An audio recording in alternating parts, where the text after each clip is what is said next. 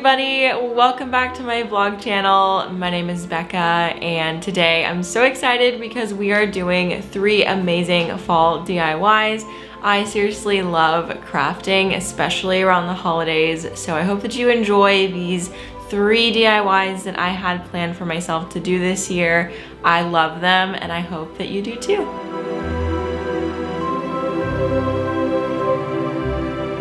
Welcome to station 1 of our fall crafting day. So at this spot, we are going to make a felt candy corn garland.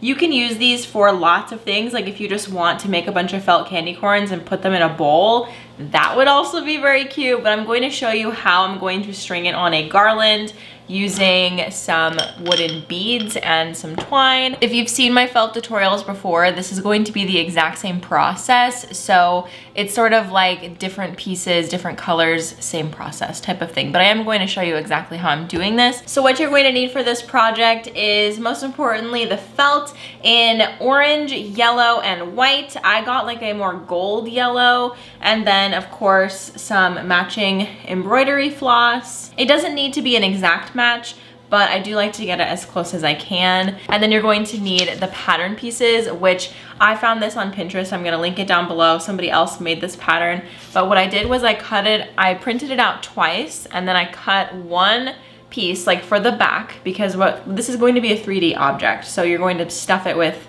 polyfill, so you also need polyfill.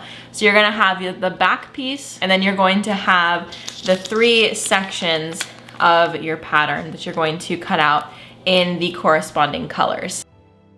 Whenever I'm cutting out a lot of pieces, I will usually just trace an entire page of that shape with the Sharpie. It just makes it a lot easier and faster to cut out everything, because this is extremely time consuming. Like, these felt objects are not done very quickly, but if I'm just doing 1 or 2, or if I'm wanting it to be like very, very perfect, I will just pin the pattern piece to the felt and then cut it out that way. But usually once I cut out at least 1 felt piece, I can use that piece as the, pattern, so that I don't have to do any tracing and worrying about the Sharpie.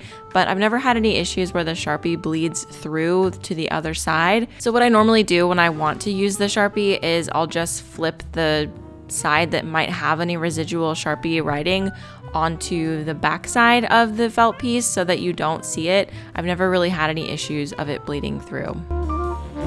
Now, if you want to keep it like super simple, you could very easily do like a zigzag stitch on your sewing machine right here, or you could just glue this on. It's really, you don't have to do the stitching. The stitching just sort of makes it look, homemade and a little bit more crafty, but definitely you can just glue it on or zigzag stitch this. I have honestly considered zigzag stitching these together because it would be so much faster, but it is kind of fun to do some hand stitching. I do quite enjoy it, I will admit. But when I'm doing details like this, like adding on something like this, like more like applique style is I think what that would be, I dialed down the thickness of my embroidery floss. So typically embroidery floss comes in 6 individual strands. And so I just pull it apart to where I only have 2. And that's mostly just because I don't want the thread to like overpower the situation here. It just looks a little bit more delicate and neat, but you don't have to do that. I just think it looks a lot better. And you're using less resources, which is always a good thing. Okay, so we're gonna start off by stitching on the cap. And what we're going to do is a flat blanket stitch. If you want to learn how to do this, I shared a pretty detailed how-to in my last year's fall creations video, and I will link that down below. And that will have a lot more detail on exactly how to do this. But I'm just going to very quickly show you. So you're gonna pull up your thread from the bottom. From there, you're going to start your stitches as close to this edge as possible. I pull a little bit from the orange, kind of underneath the white, and then I pull it up through. And then this is a blanket stitch. So in order to do that, you have this loop here. You can see that we've created a loop. I'm going to slide my needle through that loop and pull it. This enables the thread to sit in a straight line rather than curves. Because if you just were stitching and you went around and around and around and you didn't pull the thread through the loop, the stitches would start to slant, which doesn't look bad necessarily. I mean, I think that looks fine if you want to do that. That definitely simplifies the process. But I just find that like minuscule extra step of pulling the yarn through the loop makes the stitches look a lot more professional. And as you can see, it's literally no skin off my back.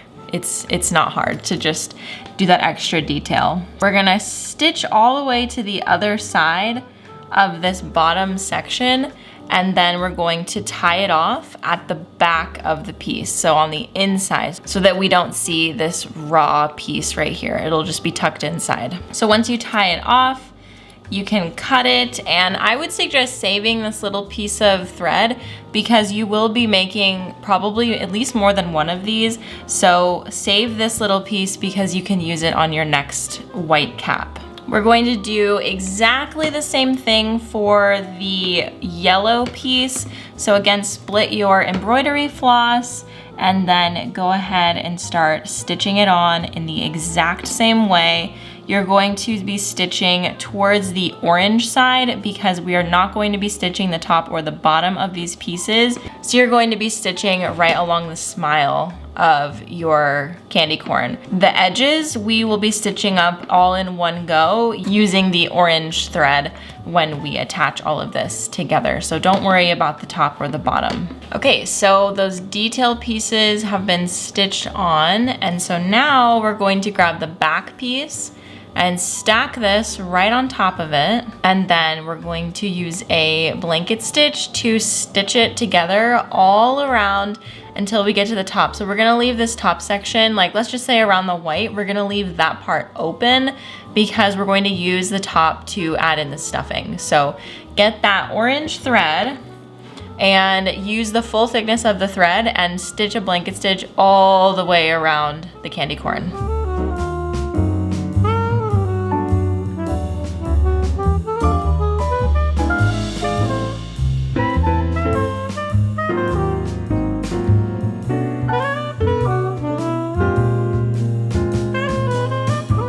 Okay, how cute is this? Oh my gosh. So now I've got my polyfill, and these require very little polyfill. So you could probably buy a bag and make like hundreds of these before you'd ever use all of it. So it's really easy to stuff these as long as you leave the hole big enough. But if you've made the hole a little bit too small, you can use like some scissors or something to gently push it in through the hole. And we're not overly stuffing these by any means because like the seams are not super close together. So it's not gonna be like, you know, a traditional teddy bear or any other stuffed object. So you don't wanna overfill it too much. I do like to put a little bit of extra though because there's not gonna be any in the tip right here. So once I finish like stitching up the tip, I just sort of like move some of it up. So I do add like a little extra for that purpose. But once you've got it all filled up, just finish up your stitches and tie it off, and you're all finished with your candy corn. So now that you've made one, you know how to make a bunch. Let's see what this looks like strung up on a garland. I'm going to be stringing up this garland with twine, so I'm just laying it out to make sure I like the format, and then I'm using a chopstick and a really big embroidery needle to create a channel for this twine to go through. Sometimes the twine and the needle can get tangled in the stuffing, so it's just easier to create a little channel for them, and then you push the needle through the channel, and then I like to do little loops on the end, and you can see that it ends up looking so cute.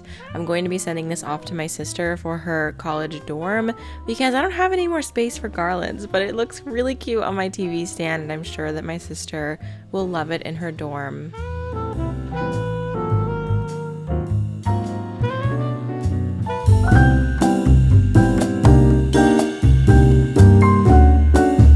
For our next craft station, we are heading over to the kitchen table because we are going to be sewing a ghost pillow. So I have the pattern here. I will have the inspiration pic on the screen. Basically, I made this pattern sort of as a copycat of this Pottery Barn pillow, and I'm really excited for this. I will have this pattern linked down below. It's just a little something that I made. It's pretty easy to assemble. It's just like 4 pages that you tape together like a traditional pattern.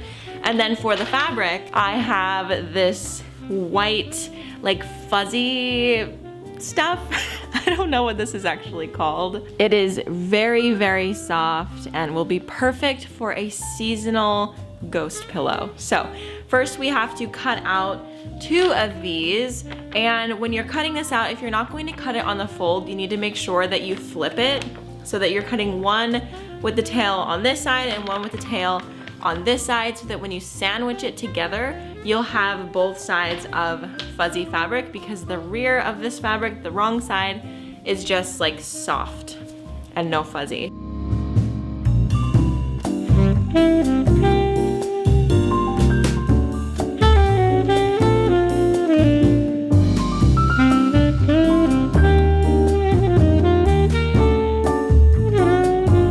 So for the face, I'm using black felt, and I just found that to be the easiest material to work with. It's nice and thick, so it's not going to get lost in this fuzzy fabric. And for the actual shapes of the face, I just used a post-it note and put it over the face so that I could make the oval to the correct scale. And then I folded the post-it note in half, and so that it could be symmetrical when I cut it out. And then I cut it out in the felt, and then I put another post-it note over the mouth, and then I sort of drew out an oval that looked like the appropriate size. You can totally do the exact same face that I'm doing. That would be so cute, but I am curious to see if anybody else will come up with like other fun faces for your ghost, maybe like a happy smiling ghost, or like a sad ghost, or I don't know, a ghost with all of the ranges of emotions. Also, I was thinking it'd be really cute to do 2 faces. So one side of the ghost is like scared and one side of the ghost is happy. I didn't end up doing that, but I thought of it after the fact, and I think that would be so cute. Next up, we're going to stitch on the face with our sewing machines.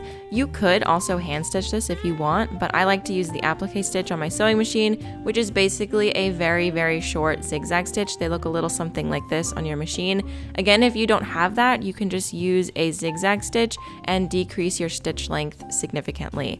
So take it slow. This was my first time ever doing this, so I was expecting it to be a little bit difficult, but it really wasn't. My machine was doing all of the work for me, and something that I did that I think helped a lot was I have this basting sticky spray that I use for quilting, and basically I just sprayed the felt pieces and I stuck them onto the fabric. So as I was stitching around the oval, it wasn't moving. Now you could pin it, but I feel like pinning it would be a little bit difficult because it's such a small oval, and I think that the foot of your machine would come into contact with the pin quite a bit.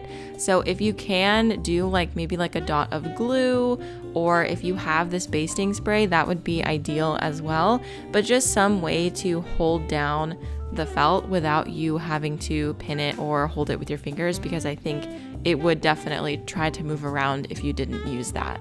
I also want to note that partway through doing one of the eyes, I noticed that the white stitching was getting stuck into the black part of the felt, and so you could sort of see it. So what I did was I used a little stylus tool to pull the fluffy fabric away from the needle so that the needle wasn't pulling that in and showing like little white pieces in the applique stitch. Next up, you're going to place your 2 ghost pieces right sides together. So that means the face is on the inside. I used little wonder clips for this. I just found that to be way easier than pins. Although I have used pins on this fabric before, it's not going to be a huge issue. And then as you're actually sewing this, I did a seam allowance a little bit larger than the foot of my machine. With this fabric being a little bit bulky, I have found it to be kind of easy to get off track and end up not going through both layers of the fabric. and then I get like a hole or something like that. So I just make sure that I have a little bit bigger of a seam allowance than I would than if I was using cotton or linen or something like that. It just gives me peace of mind knowing that I'm definitely going through both layers of fabric. Even though I pinned it or clipped it, it still can happen, especially if it's bulky. You're also going to want to make sure that you leave an opening so that you can flip this inside out. I did it on the bottom right corner, and I wouldn't suggest putting it there because that's an obvious curve and you can sort of see in the end result that the curve looks a little bit funny. So I would suggest doing it along the bottom on that straight line. It'll be a lot easier to hide when you go back and hand stitch it closed. And wow, look at how cute this pillow turned out. There are DIYs that I come up with that I feel are not going to look very good, and then they end up looking so cool. Definitely tag me on Instagram at Dela Creations if you do end up making this. I'm so freaking excited.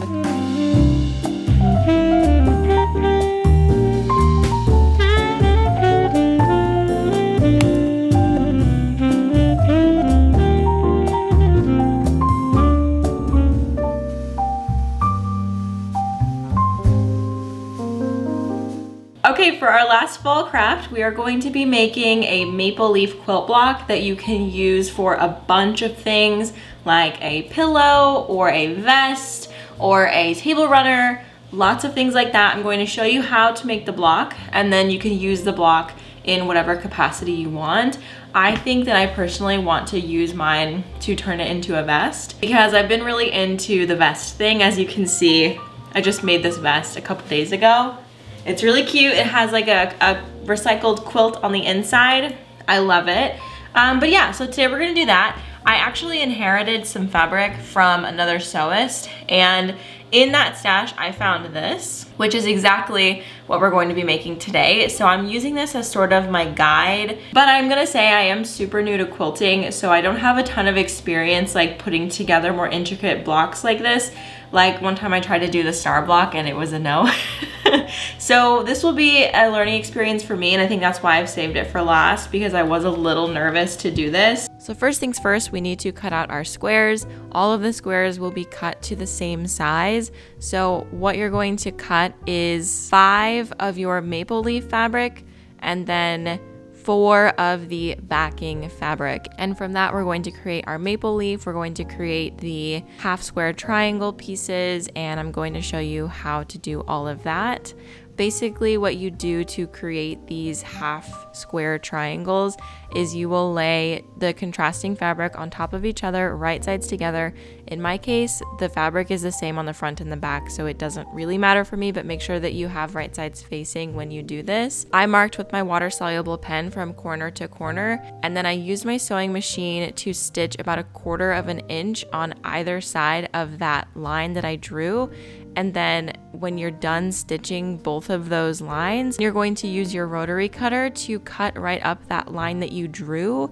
And from that, you now have 2 half square triangle quilt pieces. I'm definitely not getting the vocab on all of this correct because I am so new to quilting, but I was able to successfully do it. So let's hope that you have similar results. The assembly of this quilt block is pretty standard. So what you're going to do is sew together each of the rows, and then you're going to sew the rows to each other. So I'm going to start off with the top row where we have 2 half triangles and a single background fabric. When you're done sewing these together, I personally like to press all of the seams to one side. You can press them open, but I prefer to press them off to the side. And then when it comes to the actual stem part, this is the thing that I really regret the most out of all of this. I just zigzag stitched or kind of like applique stitched the stem onto a plain backing fabric piece, and I really wish that I actually sewed it in. Again, I'm sure it's very simple, so I would suggest doing that for like optimal looks, but you know, whatever you can do, make it as easy for yourself as possible while also making a result that you are satisfied with. Okay, so our little quilt block is done. I am so pleased with how this turned out. I am so excited to also turn it into a little vest. I'm going to be following a tutorial by So Liberated, and it uses one of their patterns, the Hinterland dress.